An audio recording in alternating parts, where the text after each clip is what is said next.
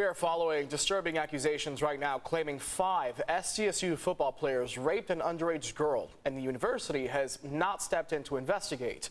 Good evening, I'm Jesse Pagan. Marcella Lee is off tonight. I'm Carlo Cicchetto. The LA Times broke the story this morning, saying the incident happened off campus and that the victim is a minor. CBS 8's Kirsten Holmes has more. She talked to school officials and police, and here's what they had to say. And I know they've had trouble gathering evidence. We don't want people on our campus as part of our student population who are potentially, allegedly committing this type of a crime. Jack McGrory is on the Board of Trustees for California State Universities, the governing body of San Diego State University. McGrory says SDSU's hands have been tied by San Diego Police Department as they conduct a criminal investigation. The alleged incident happened back on October 16, 2021 at an off-campus house party, and the alleged victim, a minor at the time of the incident. We invited the victims to file Title IX complaints with the university. They declined to do that, probably on the advice of their attorneys. And they're still dealing with the police department. Alex Zalkin is a local attorney with years of experience representing survivors of rape against colleges and universities. Zalkin says, according to Title IX, the federal law aimed at protecting students and staff, if San Diego police are investigating, then SDSU can wait for the green light to act. But it doesn't mean that they have to sit on their hands and do nothing. They still have an obligation to assess for the safety risk that an individual may present to not only the person that complained of the sexual misconduct, but to the greater campus community as well. McGrory admits more should be done when it comes to sexual assaults and rapes on campus. The higher ed usually moves too slow. And that's probably a somewhat valid criticism, but we got to speed up the process. We've got to address the complaints, and we've got to take quick action.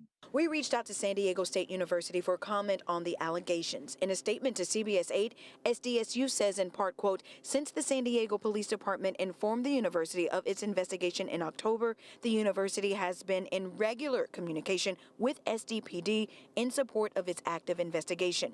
The university has also provided direct information to SDPD of all anonymous and third-party reports submitted to the university. We also reached out to SDPD, who didn't say much, but also sent a statement that says in part, quote, revealing any information prematurely would not only compromise the integrity of the case, but could be damaging to anyone directly involved with the investigation. SDSU went on to say they have remained in contact with San Diego police about the incident, and both the university and SDPD invite anyone with information about the incident that can help to please call police. We have San Diego State's and SDPD's full statements regarding the incident on our website for you at cbs8.com. Tonight, San Diego police need your help to find a man they say attacked a woman who was jogging at Jolla Shores. It happened during the early morning hours on the sand near Camino del Oro and Vallecitos. The woman who was attacked says a random man just came at her and hit her in the head repeatedly. She says it wasn't a sexual assault. This is video of the area taken a few hours after the attack. It's not clear how the woman was able to get away, and we don't have a clear description of her attacker. The victim was treated at a nearby hospital and is expected to be okay. Anyone with information should please call police. Tonight, we're learning a deadly plane crash in Oceanside is the second crash this year for the skydiving company. Police say the plane owned by Go Jump Oceanside went down just before 2 this afternoon. Investigators say the plane was approaching the Oceanside Municipal Airport but crashed about 500 feet away. A woman on board was flown to the hospital and she died shortly after. A man on board was also taken to the hospital. We're working to find out the extent of his injuries. In February, one of Go Jump's planes also crashed just short of the Oceanside runway. 2 people on board were hurt. The NTSB is still investigating that crash. A doctor at the Chula Vista VA clinic is facing criminal charges tonight. He's accused of hiding a camera in a bathroom and secretly recording the woman inside. CBS 8's David Goffredson reports the doctor no longer works at the VA clinic, but he still has a license to practice medicine. This is the VA clinic in Chula Vista, where prosecutors allege a family doctor on staff placed a hidden camera in a unisex bathroom and secretly recorded at least 7 women using the restroom. 52-year-old Dr. Vincent Tran is charged with 14 misdemeanor counts of secretly filming a person and invading their privacy with a concealed camera. Tran has pleaded not guilty and is due back in court next week. According to the California Medical Board, Tran's medical license is still in good standing, although he no longer works at the VA clinic in Chula Vista, located on H Street. Sometime during October of 2020, the filming took place, or the recording took place, and our clients weren't notified until May of 2021 that they had been in fact recorded on that device that the doctor had placed in the restroom.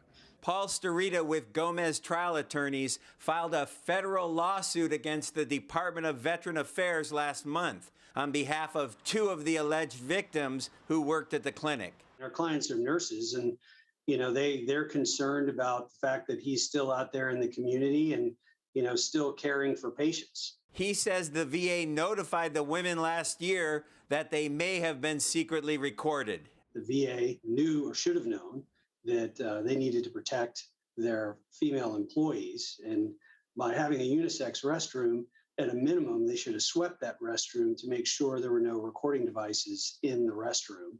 Because of the ongoing criminal case against Dr. Tran, Starita says the VA has refused to turn over the hidden cam video to the women. They were devastated. They both describe it as being violated. And it is tantamount to a sexual assault. I reached out to the defense attorney representing Dr. Tran. She emailed me a statement saying, quote, Dr. Tran has an impeccable reputation and stellar 20-year career as a medical professional.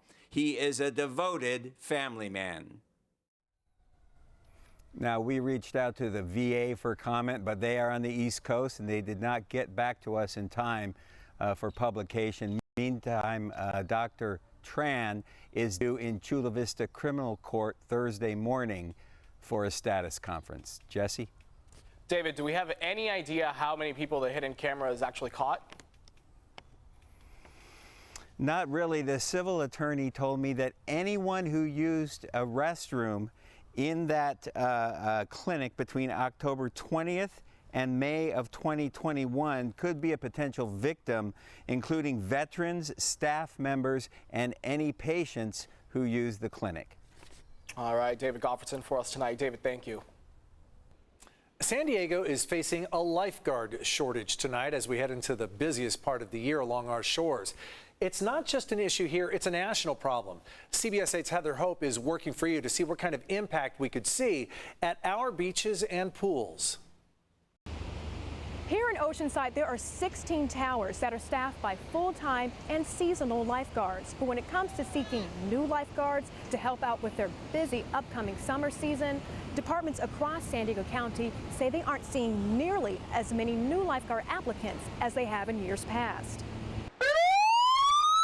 We are down. We do have some vacancies, about a dozen right now. In need of more lifeguards in the city of Oceanside, I talked to Fire Chief Rick Robinson early this afternoon, who says in his 45-year career, he's never seen so few applicants. There was a time when you'd have 1 or 2 openings and you'd have 100 or more applicants. Oceanside has 85 seasonal lifeguards and 11 full-time, but positions are always opening up.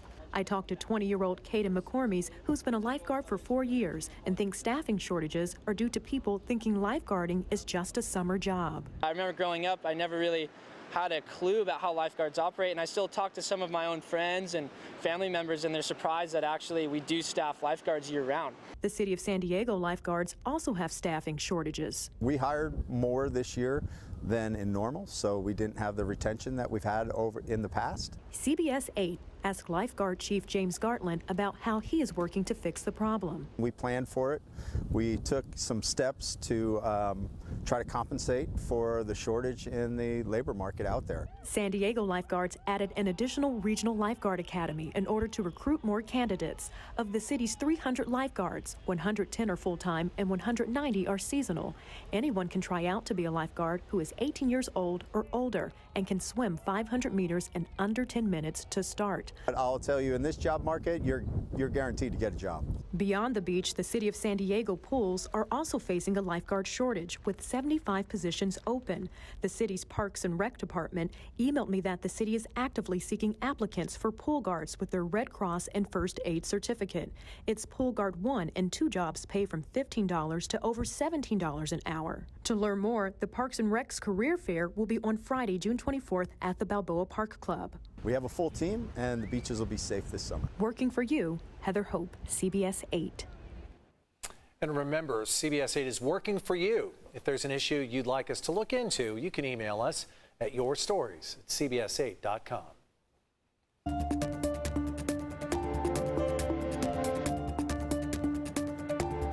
Tonight, Mexico has agreed to give the U.S. 1.3 million cans of Gerber baby formula. The FDA greenlit the deal today to help ease the national formula shortage. The formula cans will be shipped from July through October. Officials say it's enough formula to make 33 million 8-ounce infant bottles. The supply is expected to be sold on Gerber's website and through key retailers.